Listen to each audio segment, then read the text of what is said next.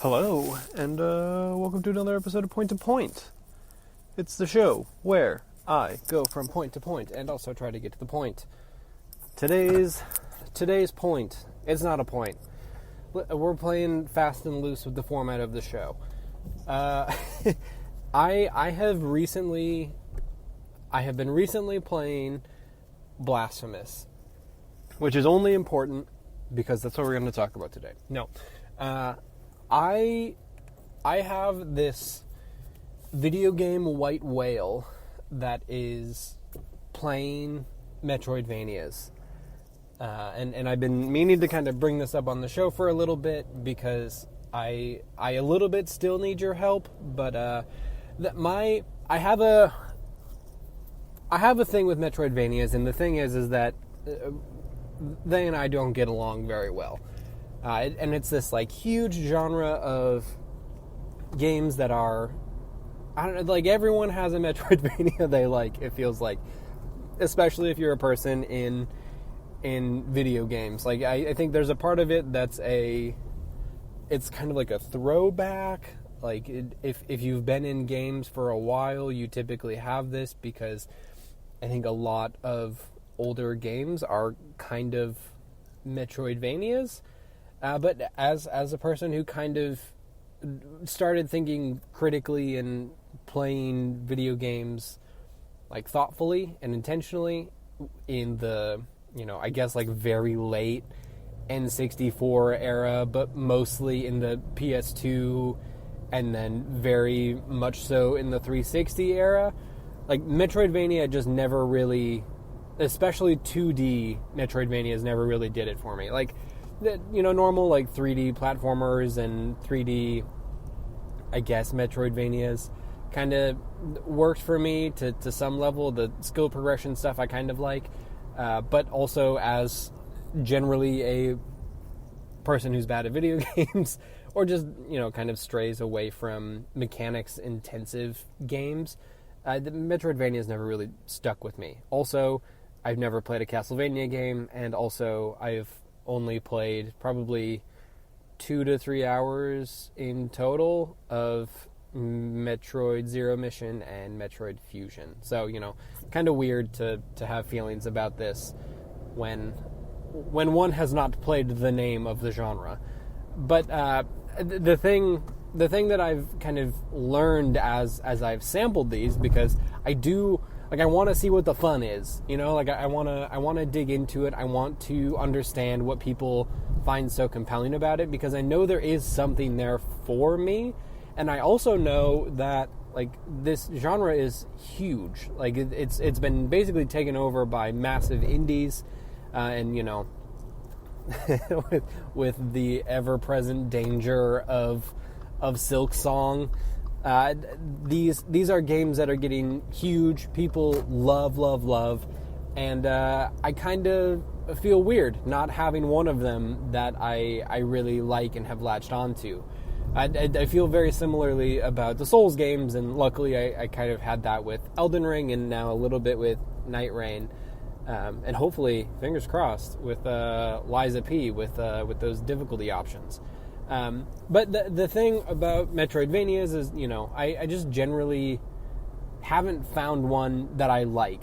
And I know that I have incredibly persnickety tastes when it comes to video games, and then you add on top of that the whole, hey, I'm a working parent, and that means that I have, 1 to 2 hours a night maximum to play games.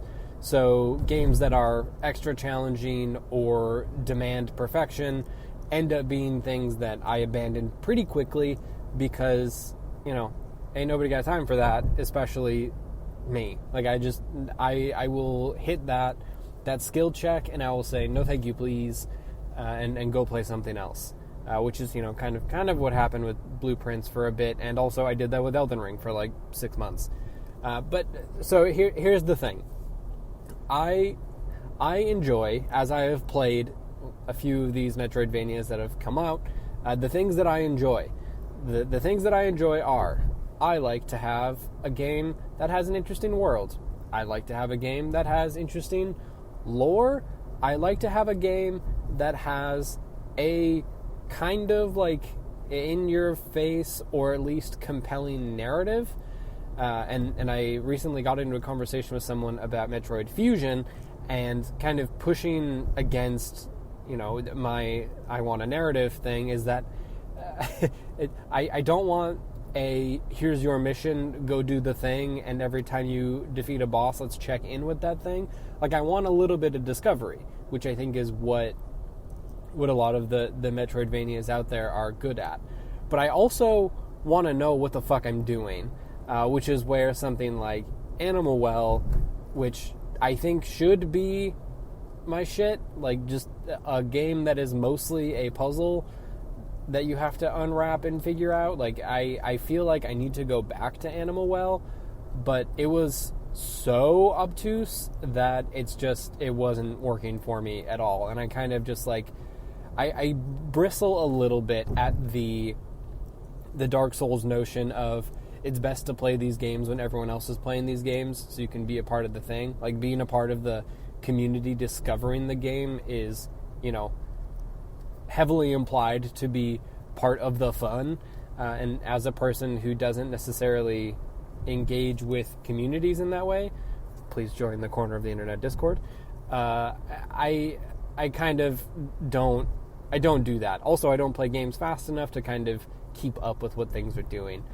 So that's why I kind of abandoned Animal Well. I also don't necessarily love incredibly punishing ones, which is sorry to Hollow Knight. It was a fun time, interesting world, cool lore, I guess somewhat kind of a directed narrative in that way. But the like punishment of death and the like intense difficulty just really also turned me off. Also, I just don't like holding my Nintendo Switch Lite, which I guess has something to do with it. So that brings me to the grand reveal. I've been playing Blasphemous. It's a pixel art 2D Metroidvania Souls-like thing, and it fucking rips. I think I have at least found the thing that will get my foot in the door with these games.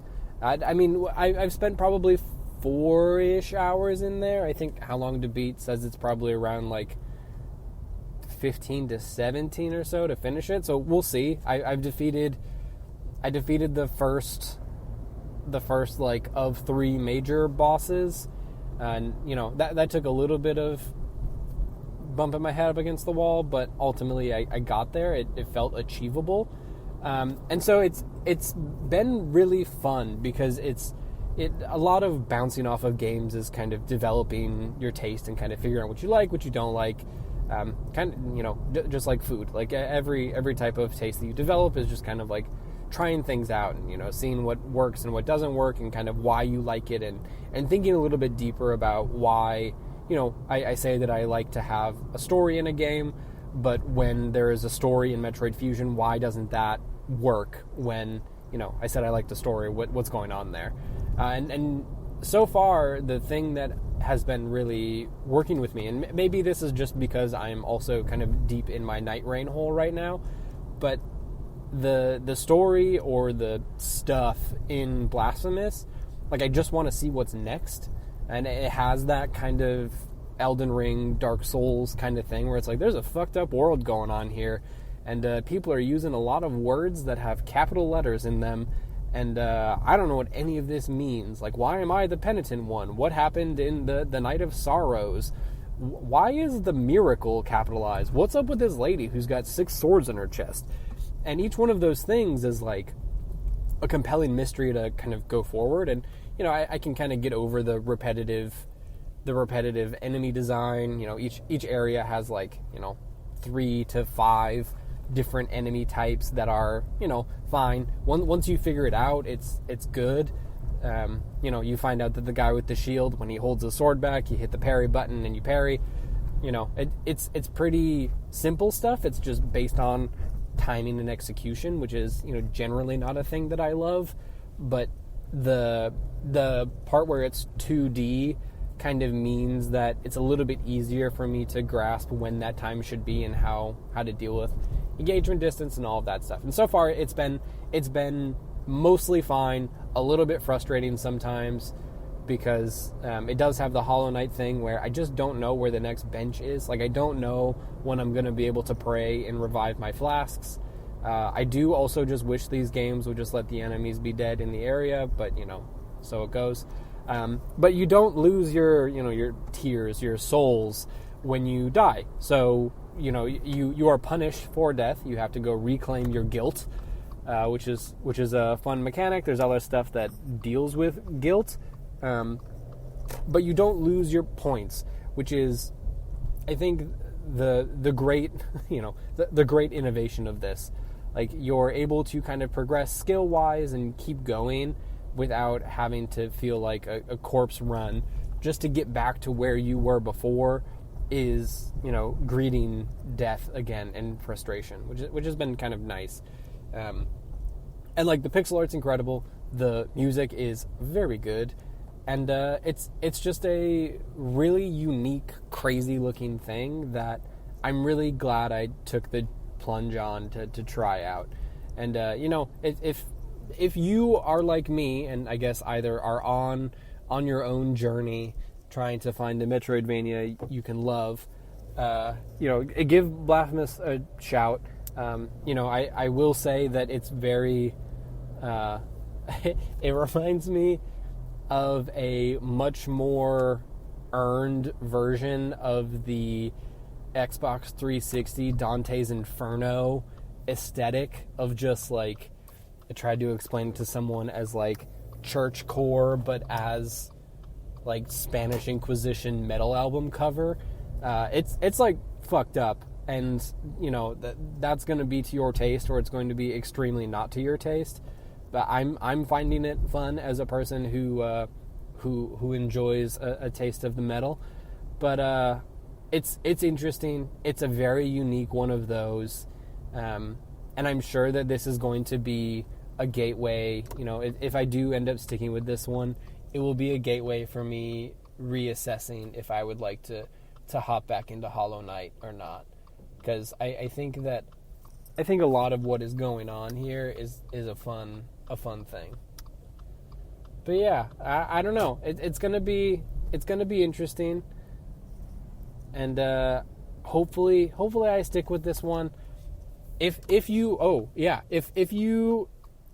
have a Metroidvania recommendation and you think, hey, this guy who says that he doesn't like all of these other ones, maybe this is the one that'll do it for you, let me know. I'm like I said, I'm always on the lookout for finding one of these that I can finally stick with. This has been my, if you're a fan of Into the Aether, one of the co-hosts there, Brendan, he's gone on like a years-long journey of trying to find a JRPG that he can stick with, and this is kind of my one of those. Like, I need to find the thing that will give me the lexicon, or at least the experience to kind of assess my taste for these games, and, like, let me see what everyone is talking about, like what all the fun stuff is, because I want to get into it. You don't have a video game podcast by just being a person who doesn't want to be engaged with and interested in playing new games, and Metroidvanias are a gap that I've certainly had in my typically, RPG and first-person shooter background, like puzzle games. So I would like to dip more into those. So if you have Metroidvanias or similar games that you think I would like, reach out to me on Blue Sky, send an email into the show at hey@70percentcomplete.com, and let me know. I'm curious. I will try most things as I guess shown by scary Spanish Metroidvania. But yeah, let me know. This has been a great episode of Point to Point. I'm glad you could hang out with me, and we'll talk tomorrow when this next episode goes out. Thanks for hanging out with me on this drive to the good old choo-choo train. Like I said, join the Discord. There will be links in the show notes to that. It's a really cool place to hang out, and I hope you can join us. And hey, give me your Metroidvania recommendations in there too. But until then, we'll talk tomorrow. See you later.